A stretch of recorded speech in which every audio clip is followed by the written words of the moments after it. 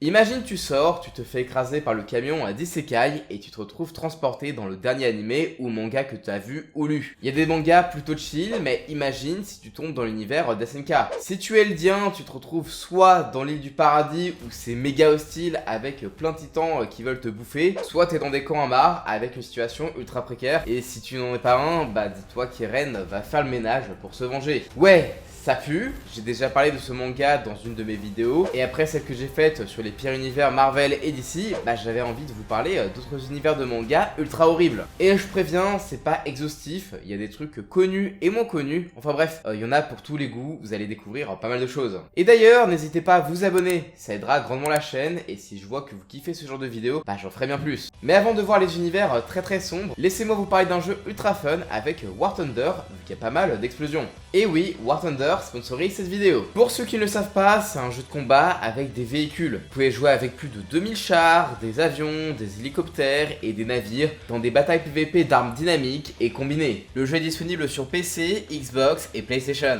Ce que j'aime bien avec ce jeu, c'est la variété des véhicules. War Thunder représente plus de 100 ans d'histoire. Il y a des véhicules des années 1920 jusqu'à nos jours. En plus, c'est un jeu très réaliste avec des superbes graphismes. Vous allez vraiment vivre des combats avec tout plein de types de véhicules. J'ai dit que le jeu était réaliste et c'est vrai, mais vous pouvez vous permettre un petit peu de folie avec la personnalisation des véhicules grâce à des créations de la communauté. Vous pouvez vraiment faire des trucs super sympas et en plus il y a même des skins d'animé comme l'hélicoptère japonais AH-1S Kizarazu, utilisé avec le JSDF, où on peut voir une waifu. Et d'ailleurs, il y a même des oreillers d'Akimakura qui ont été ajoutés au jeu. Et vous pouvez les mettre sur votre véhicule. De quoi profiter de la vue, ou sinon vous pouvez juste défoncer les autres véhicules et montrer vos coussins juste pour troll quoi. Téléchargez War Thunder gratuitement grâce au lien dans la description et obtenez un oreiller d'Akimakura et d'autres bonus. Allez, bonne vidéo! Alors c'est peut-être surprenant de voir One Punch Man dans ce top, car c'est un manga assez comique à la base et tout est montré de façon légère, humoristique et surtout, du point de vue des héros. Mais là, on va prendre en compte le point de vue d'un habitant lambda.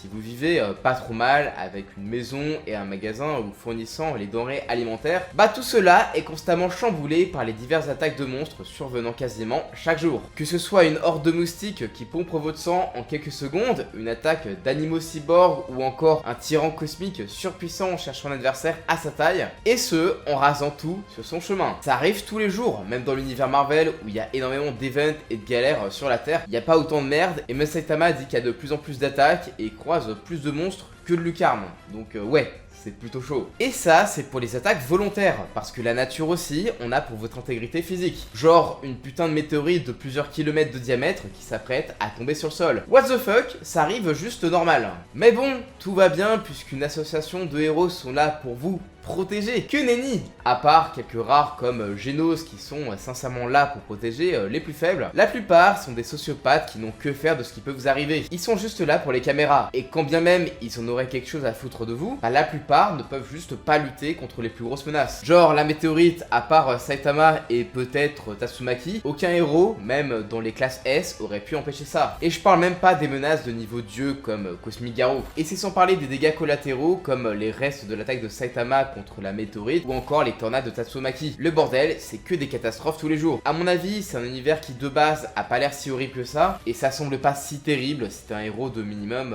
rambé. Par contre, si tu es un citoyen lambda, ça doit être vraiment un enfer et un stress constant d'y vivre. Tu peux te faire balayer en un rien de temps.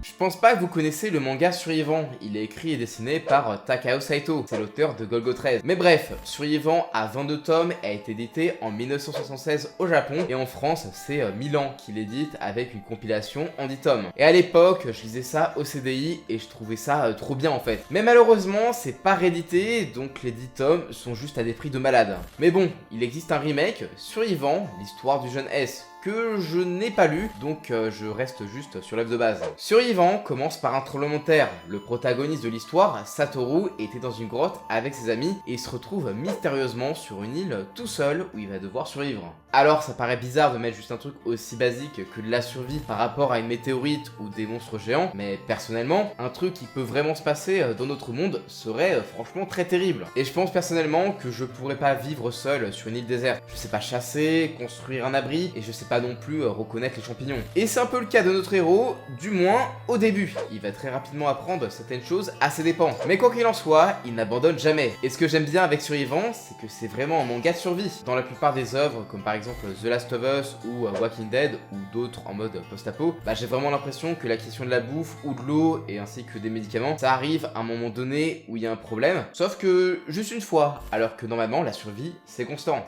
Dans Survivant, avoir de la nourriture, c'est jamais gagné, et il faut le faire continuellement. C'est une question très sérieuse vu qu'on a des besoins vitaux. Et c'est sans parler des animaux sauvages qui sont très agressifs et qui ont souvent envie de vous bouffer, genre affronter un ours ou un tigre, ça me chauffe pas du tout. Et les rats. Les rats, ça a l'air pas si ouf que ça, pourtant c'est un vrai fléau. Déjà, ils sont capables de vous dévorer, une morsure et vous pouvez être gravement malade, et surtout, ils bouffent tout, les vêtements et surtout la nourriture que Satoru a précieusement conservée pour l'hiver. Même les saisons sont prises en compte avec l'hiver et le manque de ressources, ou encore l'été avec ses fortes canicules. Même si Satoru est resté sur son île presque tout seul, il a eu la chance, on va dire ça comme ça, vu que dans les villes peuplées, plein de personnes se sont entretuées après le cataclysme, préférant piller tout ce qui s'y trouvait. Bon après, si notre protagoniste reste tout seul sur son île pendant 22 tomes, ça serait assez chiant. Mais on apprend qu'en fait, il est pas sur une île, mais sur une montagne. C'est juste qu'avec les tremblements de terre, il y a eu des tsunamis et le niveau de la mer a monté. Le Japon et le monde entier ont coulé sous les flots, mais après un an, le niveau de la mer baissera, il retournera dans un Tokyo en ruine et croisera par la suite d'autres humains. Et en vrai, même si certains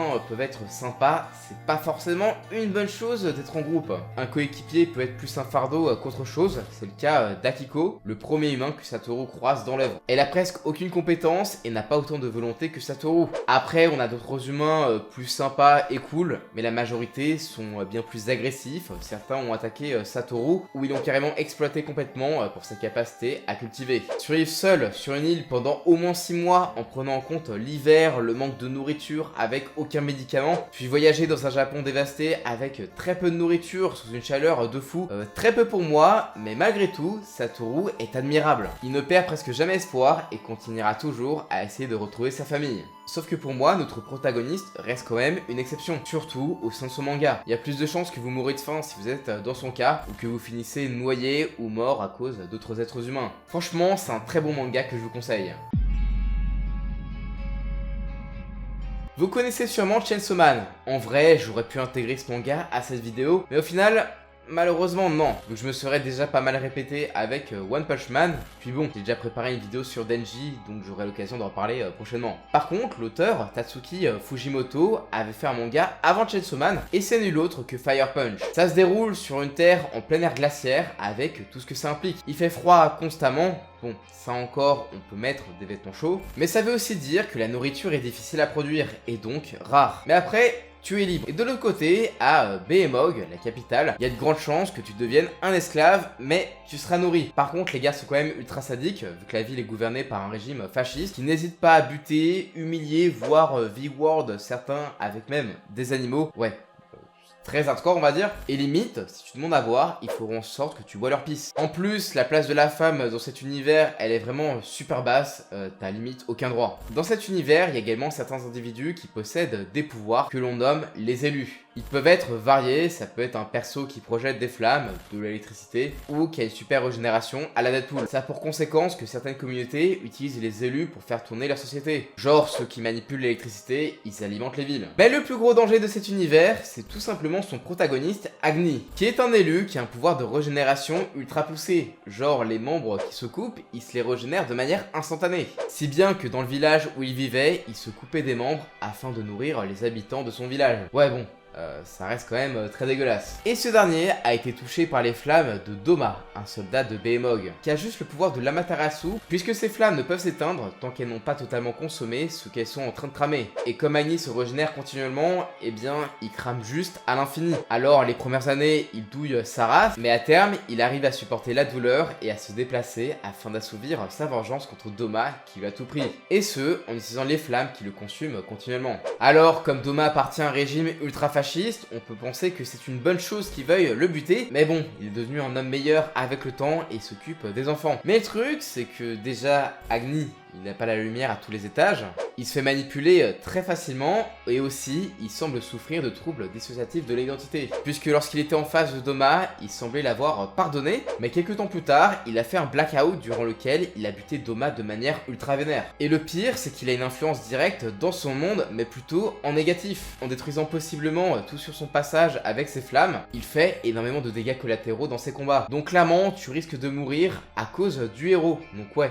c'est plutôt rare. Mais il attire également les individus les plus dangereux et tarés qui veulent sa peau. Leurs affrontements vont d'ailleurs régulièrement faire encore plus de dégâts importants. Et il y a aussi une secte qui se forme autour de lui, qu'elle le prenne pour un dieu. Et ils sont pas très tendres avec ceux qui n'ont pas une foi aveugle envers lui. Donc c'est un univers qui est déjà pas joyeux à vivre, qui est empiré par les agissements directs ou indirects de son protagoniste, qui est quand même plutôt rare. Mais bon, il a vraiment rendu l'univers encore pire qu'avant.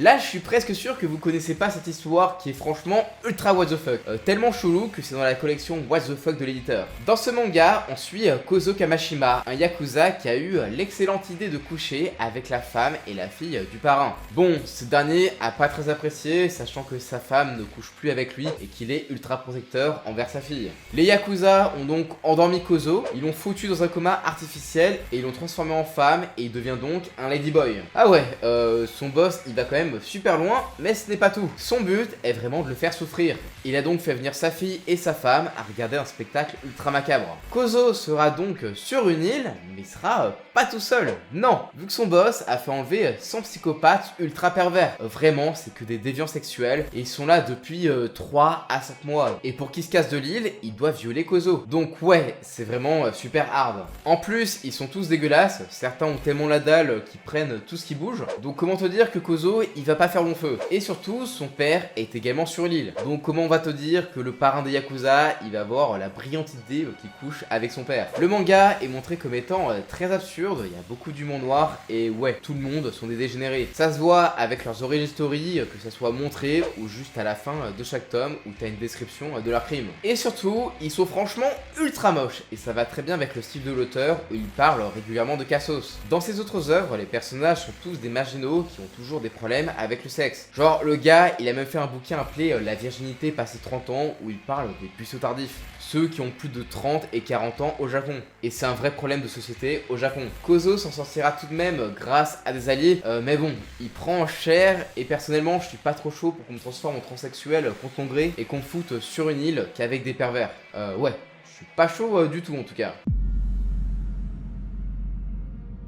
J'étais obligé de finir sur Berserk, qui est évidemment le manga de référence pour les mondes horribles. Et les gars, Berserk, ça a quand même inspiré Dark Souls. On va commencer avec un truc très simple. L'univers de Berserk pue la merde. T'as la famine, la peste et surtout la guerre. Guts, le protagoniste, il est quand même né d'une pendule. C'est également un monde où le viol, il est extrêmement courant, que ça soit par des nobles, des mercenaires et surtout des monstres. La guerre a rongé le Miland. Et avant même la guerre de 100 ans, c'était juste le bordel. Et quand on suit Guts et Griffith sur le champ de bataille, c'est méga brutal. Et l'invasion des Kushan également ultra vénère. Et même si tu pars en bateau vers la mer, genre très loin, t'es pas à l'abri de rencontrer des monstruosités. Et ça, c'est sans compter sur les apôtres. Ce sont des humains ayant pactisé avec les démons. Et ils font vraiment n'importe quoi. Ils s'amusent comme des oufs ou qui passent et ravagent tout sur leur passage. Que tu les trouves dans une ville ou dans un coin paumé, c'est pareil, tu vas vraiment douiller. Ils sont super sadiques et tu vas te faire bouffer. Et même en dehors de ça, les monstres n'épargnent personne. Pas même les petites filles ou les vieillards. Puis bon, si jamais t'es une femme, c'est pas sûr que tu vas passer un bon moment dans l'univers de Berserk. À moins que tu sois une magicienne ou une proche d'un noble. Sinon, tu vas vraiment douiller. Après, vous allez me dire que le meilleur moyen de survivre, c'est de rejoindre Guts ou Griffith, parce que bon, ce dernier, il est charismatique, mais c'est une très mauvaise idée.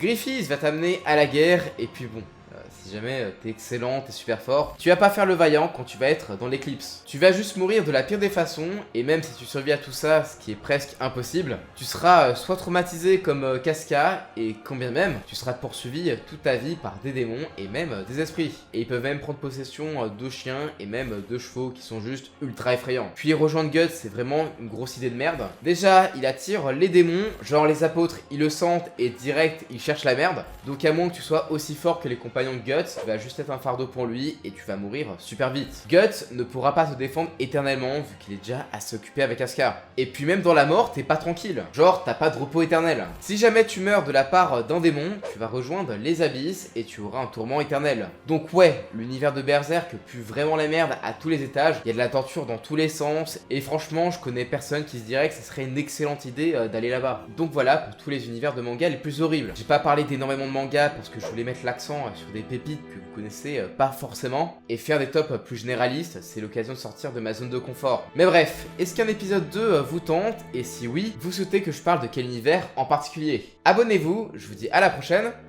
ciao!